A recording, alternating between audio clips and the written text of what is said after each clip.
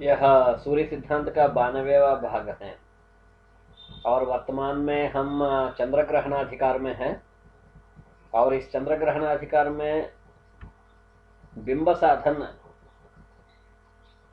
का जो प्रक्रम है हम उसको 91वें भाग में देख चुके हैं।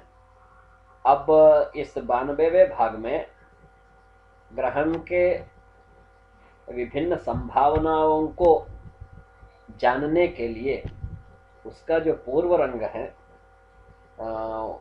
उस संभावना को जानने से पहले जानने योग्य जो विषय वस्तु हैं उस पर प्रवेश करेंगे हम इस 92वें भाग में। और उनमें से एक विषय है भूभा साधन। भू यानी पृथ्वी, भा यानी छाया। तो ये भूभा का अर्थ हुआ भूमि की छाया।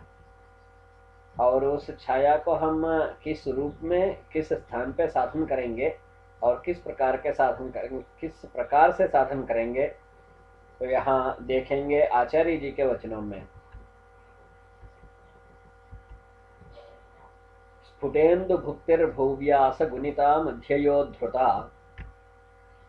स्फुटेन्दु भुक्तिर्भुव्यास गुणिता मध्ययोद्धृता। लब्धं सूची महीव्यास स्फुटार्क श्रवणान्तरम्। लब्धं सूची महीव्यास स्फुटार्क श्रवणान्तरम्। हम इसमें सूची तक सीमित हैं। लब्धम सूची यानी जो प्राप्त हुआ वह सूची है। तो ये क्या सूची है देखते हैं। स्फुटेन्दु भुक्ति ही, स्फुटा इंदु भुक्ति ही। इंदु भुक्ति ही चंद्र से भुक्ति ही, चंद्रमा की गति। वो किस प्रकार की गति? स्पष्ट गति, स्फुट स्पष्ट। तो स्फुटेन्दु भुक्ति ही भूव्यास गुणिता, भूव्यास से गुणित, जो मध्यमाधिकार में हम पढ़े थे। योजनानि शतान्यष्टौ भूकर्णो द्विगुणानि तु, इस श्लोक में। तो वहां आचार्य के द्वारा प्रदत्त जो भूव्यास है उससे गुना करेंगे स्पष्ट चंद्र भुक्ति को। और मध्यया उद्धृता, उसको मध्यम से, मध्यया भुक्तिया अर्थात चंद्रमा के जो मध्यम भुक्ति है उस भुक्ति से उसको उद्धृत करेंगे।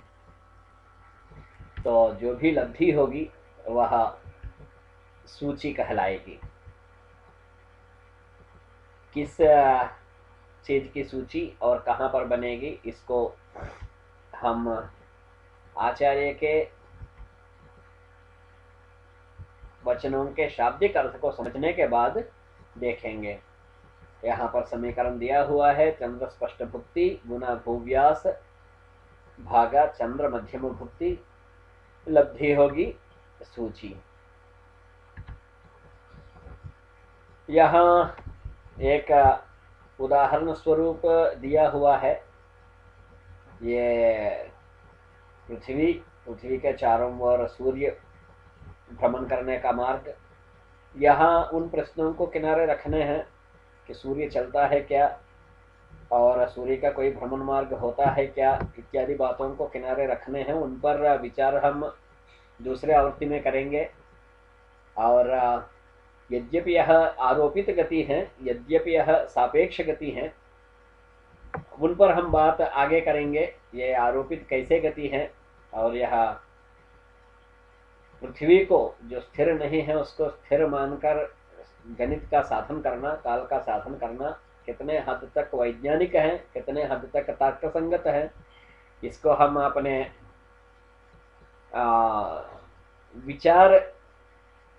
विचारों से और चर्चा से युक्त दूसरे आवृत्ति में प्रस्तुत करेंगे।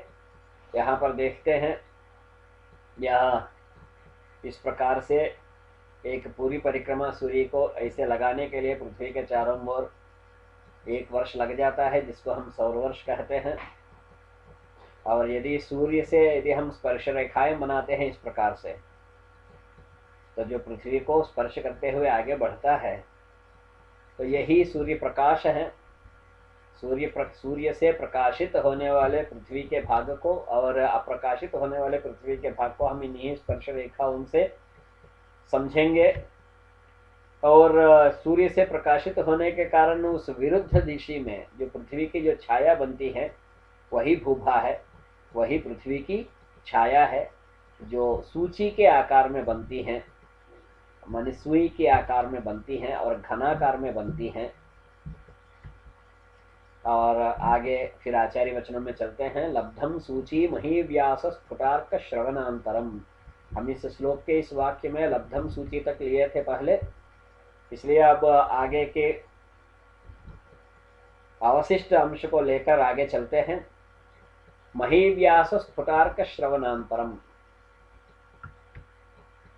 मध्येन्दु व्यास गुणितम मध्यार्क व्यास भाजितम विशोध्य लब्धम सूत्याम तु तमोलिप्तास्तु पूर्ववत। यहाँ आचार्य क्या कह रहे हैं? महीव्यास स्फुटार्क श्रवणांतरम। महीव्यास यानी पृथ्वी का व्यास और स्फुटार्क श्रवण मैंने स्पष्ट सूर्य का जो कर्ण है, उन दोनों का अंतर, इस अंतर को क्या करना है? मध्येन्दु व्यास गुणितम, मध्यम इंदु व्यास गुणितम। चंद्रमा का जो मध्यम व्यास है उससे गुना करना है, और मध्यार्क व्यास भाजितम, चंद्रमा का जो मध्यम व्यास है, सूर्य का जो मध्यम व्यास है उससे भाग देना है। मध्येन्दु व्यास गुणितम मध्यार्क व्यास भाजितम। और ऐसे करने पर लब्धम, जो प्राप्त होगा लब्धि, उसको क्या करना है? सूच्याम विशोध्या, सूची में, अर्थात इसके पहले जो साधन किए थे सूची, उसमें से विशोध्या घटाकर क्या आएगा? लब्धि तमह, अंधकार होगा, अर्थात वही हमारी भूभा, अपेक्षित भूभा होगा, जो हमारे काम का होगा और ग्रहण को जानने के लिए और ग्रहण को साधन करने के लिए हमारे लिए जो उपकरण का कार्य करेगा। फिर आगे कह रहे हैं आचार्य जी, लिप्तास्तु पूर्ववत। ये जो लिप्तीकरण अर्थात कलादि बिंब में, क्योंकि ये सब योजनाओं में काम चल रहा है, यहाँ सारे मान योजनाओं में दिए गए हैं और लब्धि भी योजनाओं में ही आएगा, किंतु हमें योजनाओं में नहीं चाहिए। जैसे हम बिंब साधन में देखे थे, तो हमें चाहिए बिंबात्मक मान, कलात्मक बिंब मान। तो कलात्मक बिंब मान के लिए आचार्य कह रहे हैं लिप्तास्त पूर्ववत, पहले जैसे साधन किए थे वैसे करना है। अर्थात बिंब साधन के समय हम जैसे 15 से भाग दिए थे, वैसे यहाँ पर भी सिद्ध्याप्ता मान लिप्तिका, उसी सूत्र का अनुपालन करते हुए बिंब का, कलादि बिंब का साधन करना है, यह कह रहे हैं आचार्य जी। महीव्यास स्फुटार्क श्रवणांतरम, तो ये एक लंबा शब्द का प्रयोग किए थे वहां पर, इसलिए दोबारा दिए हैं। भूव्यास स्पष्ट सूर्य कर्णयोः अंतरम, भूव्यास और स्पष्ट सूर्य का जो कर्ण है उन दोनों का अंतर, उसको मध्येन्दु व्यास गुणितम मध्यार्क व्यास भाजितम। यहाँ इसको समीकरण में देख लेते हैं। स्पष्ट सूर्य कर्ण और भूव्यास का जो अंतर होगा, उस अंतर को चंद्र मध्यम व्यास, चंद्रमा का जो मध्यम व्यास है उससे गुना करेंगे, और ऐसे गुना पर करने पर जो गुणनफल आएगा, उस गुणनफल को सूर्य मध्यम व्यास से, सूर्य का जो मध्यम व्यास है उससे भाग देंगे, और भाग देने पर जो भी लब्धि आएगा उसको घटा देंगे, किसमें से? सूची में से। तो लब्धि होगी तमह, तमह यानी वही अंधकार, यानी वही भूभा, भूमि की छाया, वह हमारे सम्मुख में आ जाएगा। यहाँ पर एक बार देखते हैं, ये जो सूत्याकार में पृथ्वी की जो छाया बनेगी वो गोलाकार में होगी, घनाकार में, क्योंकि पृथ्वी भी गोला है तो उसकी छाया भी गोलाकार में माने घनाकार में बनेगा। और वह घनाकार जब चंद्र कक्षा को पार करके जब चलेगा, तो चंद्र कक्षा में उसका परिणित रूप भी बिंब माने गोल में ही होगा। कैसे गोल में होगा? उदाहरण के लिए यदि एक गाजर, यदि हम ये इस छाया को कैसे समझेंगे, तो मूली या गाजर जो भी हमें एक कोन के शेप में दिखते हैं, अर्थात सूची के आकार में, घन सूची के आकार में, उसको जब हम तिरछा काटेंगे वहाँ तो कटा हुआ प्रदेश भी वहाँ वृत्ताकार में ही दिखता है। इसी तरह यहाँ अंधकार जो परिणत होगा चंद्र कक्षा में, वो हमारे लिए दृश्य कैसे होगा? वो बिंबाकार में ही होगा। और वह जो छाया, वह जो बिंब, जो भूभा, वो किसके कारण उत्पन्न हो रहा है? सूर्य के कारण उत्पन्न हो रहा है। अर्थात वो हमेशा सूर्य के विरुद्ध दिशा में ही बनेगा, क्योंकि सूर्य जिस ओर है उस ओर उजाला रहेगा और उसके दूसरी ओर अंधेरा रहेगा, तो दूसरे ओर ही यह बिंब ही बनेगा। अर्थात सूर्य की जो गति होगी वही गति उस भूभा बिंब का भी होगा। तो यही यहाँ पर ये जो काला काला से एक बिंब दिया हुआ है वही भूभा बिंब है।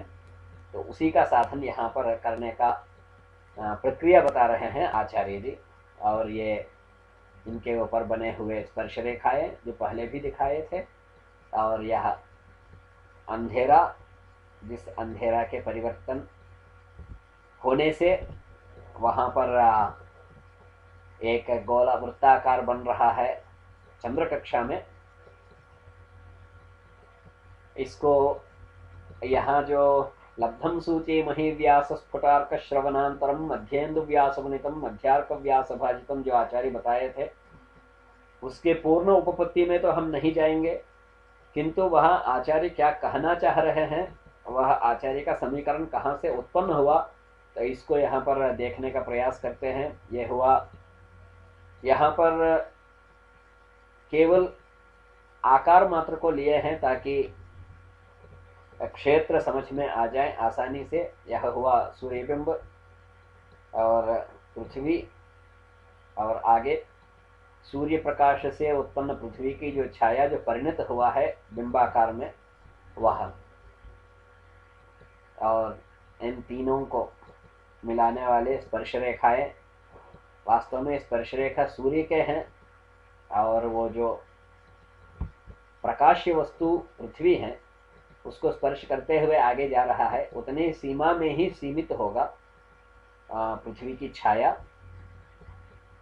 और ये तीनों बिंबों के केंद्रों को मिलाने वाली है रेखा, और ये व्यासार्ध सूर्य का, वो व्यासार्ध स्पर्श रेखा पे लंब डाले हुए हैं और उधर भी स्पर्श रेखा पे लंब डाले हुए हैं। उसी स्थान में उसी बिंदु पे स्पर्श रेखा इस बिंब को स्पर्श करेगा। इसी तरीके से ये भूमि का व्यासार्ध, यहाँ पर भी स्पर्श रेखा उसी बिंदु पे स्पर्श करेगा, और यहाँ भूभा का यह व्यासार्ध और ये भी उसी तरीके से करेगा। ये नियम सारे रेखागणित तथा गोलीय रेखागणित के आधार पर चलेंगे, और परिधि को स्पर्श करने वाले किसी भी रेखा पर हम केंद्र से एक लंब डालने की प्रक्रिया रेखागणित में समझाया जाता है। उसी प्रक्रिया के तहत ये लंब डाले गए हैं, और यहाँ पर यह एक रेखा, यह रेखा स्पर्श रेखा के समानांतर बनाया गया है, अर्थात स्पर्श रेखा के समानांतर। तो स्पर्श रेखा के मैंने एक रेखा के समानांतर में रेखा कैसे बनाना है ये भी रेखागणित में समझाया जाता है। इसी तरह हम यहाँ पर भी भूभा के केंद्र तक एक स्पर्श रेखा के समानांतर रेखा बनाए हैं। उसके बनाने का आशय क्या है आचार्य आगे समझा देंगे। और यहाँ पर नामकरण कर लेते हैं। ये रा ये सूर्य केंद्र है, और भू ये भूबिंब का केंद्र है, और ये चम ये जो भूभा केंद्र का भूभा बिंब का केंद्र है। और ये जो स्पा जो बिंदु है ये स्पर्श रेखा और सूर्य का यह मिलन बिंदु है। इसी तरह स्पा 1 स्पा 1 ये पृथ्वी के जो स्पर्श रेखा स्पर्श करने वाले बिंदु, और स्पा 2 ये भूभा के ऊपर स्पर्श रेखाओं का मिलन बिंदु। और ये जो समानांतर रेखा हम खींचे थे भूकेंद्र तक है, अब वो इस व्यास पर सूर्य के जो व्यास पर वह लंब रेखा होगा, क्योंकि ये जो रास का जो व्यासार्थ है सूर्य का वह स्पर्श रेखा के ऊपर लंब है, और जो स्पर्श रेखा के ऊपर लंब है वो स्पर्श रेखा के जितने भी समानांतर रेखाएं होंगे उन सभी के ऊपर भी वह लंब ही होगा। अर्थात ये जो ला बिंदु है यहाँ पर एक समकोण उत्पन्न हो रहा है। इसी तरह यहाँ ला 1 जो दिखाया है यहाँ पर भी एक समकोण उत्पन्न हो रहा है। यह पूरा क्षेत्र है सूर्य से, सूर्य एक प्रकाशक वस्तु, पृथ्वी प्रकाश्य वस्तु, और इस प्रकाश से उत्पन्न छाया, और वह छाया चंद्र कक्षा में जब परिणत हुआ तो एक बिंबाकार का रूप धारण किया, और वही हमारा भूभा बिंब। और यहाँ ये जो दो त्रिभुज बने हैं, समत्रिभुज, क्योंकि ला और ला एक पर जो कोण बना है वो समकोण है, इसलिए दोनों समकोण त्रिभुज बने। और समकोण त्रिभुज का मतलब एक सजातीय त्रिभुज हुए। और सजातीय त्रिभुज के कुछ लक्षण होते हैं जो रेखा गणित में समझाया जाता है, तो उन्हीं लक्षणों के आधार पर आगे समीकरण उत्पन्न होगा। तो यहाँ उस बिंदु को समझने के लिए एक ये दोनों त्रिभुज दर्शाए गए हैं।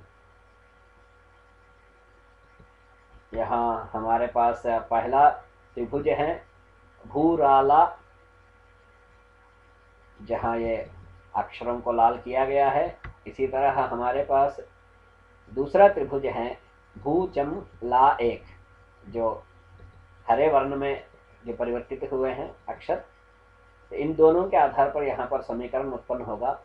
जो भूराला जो त्रिभुज है उसमें कर्ण एवं भुज का जो संबंध है, अर्थात राला जो भुज है, राला और राभू, इन दोनों का जो संबंध है वह संबंध भूचम ला एक, इस त्रिभुज में भूलावन, भूला एक और भूचम, इन संबंध से यह बराबर होता है रेखा गणित के नियमों के आधार पर, अथवा त्रिभुजों के जो नियम हैं उन नियमों के आधार पर। और इसको यदि हम विश्लेषित करें, विस्तृत करें, तो ये वास्तव में जो रा से लेके ला तक का जो स्थान है वो कैसे बनता है, रा स्पा में से, अर्थात सूर्य के व्यासार्ध में से हम स्पा ला उतने भाग को हटा देंगे तो ये राला जो भाग है जो लाल वर्ण में दिखा रहा है दो अक्षर, वो सामने आ जाएगा।